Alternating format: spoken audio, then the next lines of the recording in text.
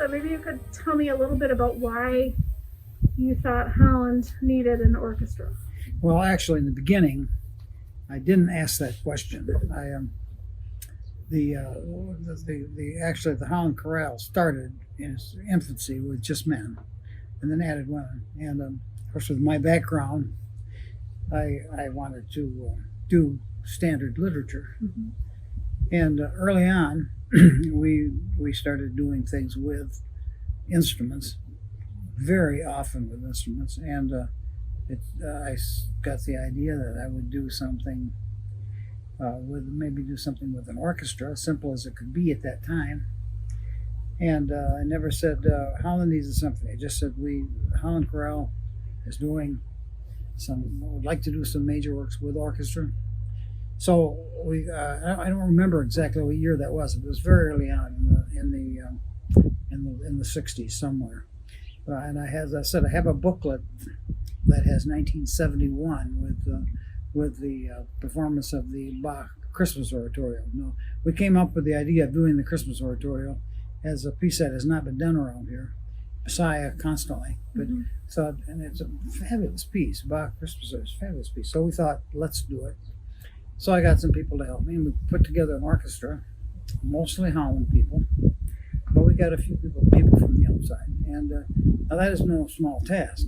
I mean, the piccolo trumpets and the oboes and the English horn and so on are major tasks. So we had to get the best people, and we did that. And so we did the Christmas Oratorio segments of it for many years. We never got to the point where it was an annual thing forever, but we did do it for a long time. And then toward the end, I don't remember what year it was, but we started doing half of the concert was something else. But for several years, it was all about Christmas Oratorio. That was the first Holland Symphony. We started thinking in terms of maybe this orchestra should stand on its own 2 feet. And there's a little bit of history there, too. At that time, Garrett Ravenswood was doing Holland High School Orchestra. I was doing West Ottawa Orchestra, and John Swearinga was doing Holland Christian Orchestra. And then we met together for breakfast with Bob Ritzema and Gary Risner, who was also in the middle schools, and we would talk about things orchestra. And we decided that, there's enough people here that we could maybe put this together. But I decided right at the beginning, it's not something I could do. I was already doing the job with 3 people.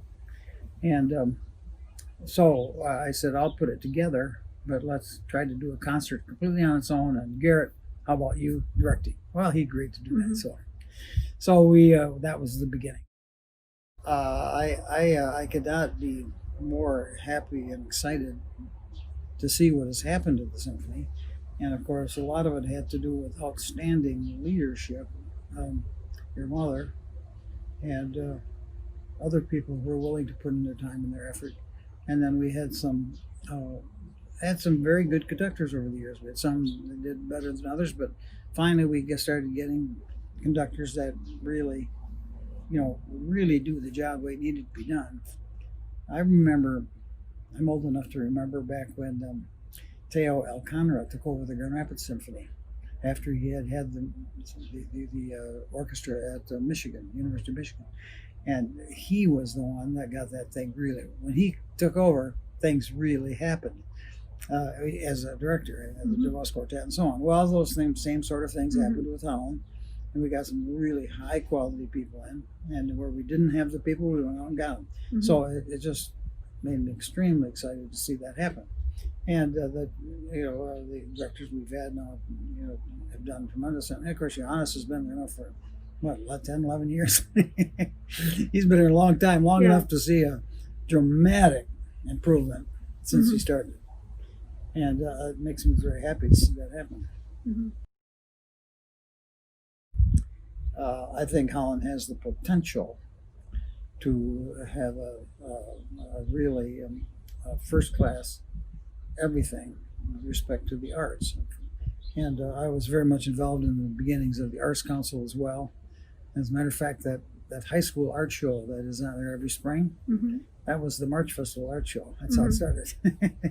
And we did, and we that same meeting of orchestra directors that I talked about earlier, we would discuss the state of the arts in Holland, and that's where the March Festival of the Arts grew out of that. And we brought in world-class people from all over not just the country, but the world, to direct, to do things. We had major programs in Russell and whatnot. Mm-hmm. And we at that time, in the beginning of that, we were referring to Holland as a cultural wasteland. It was not totally accurate, but it was. The schools had gone through a time when they were cutting the arts and doing all the wrong things. So Holland has the potential. It has lots of resources available, and I think the new Hope College Auditorium is a big step in the right direction, but that's not nearly sufficient for what we need, and we hope better things will come. And I think the fact that we've had 30 years of the symphony now, I can't believe that, but and 60 years of the chorale and the theater. That's pretty amazing. It is pretty amazing. And so the potential is there to be first class in every way. And I see no reason to stop it. We just need some people that are willing to put in the time and the effort, and are willing to give up what they have to make it happen. Mm-hmm. It does not happen easily, and you can't hire somebody to do that. You need somebody with passion. Mm-hmm. I've been accused of having that a number of times. Passion? The passion and the vision to see that would happen. And I've gotten numerous awards which I don't deserve and don't need, don't really have to pay any attention to. The point is, a lot of things have really happened, and I'm very, very happy about that.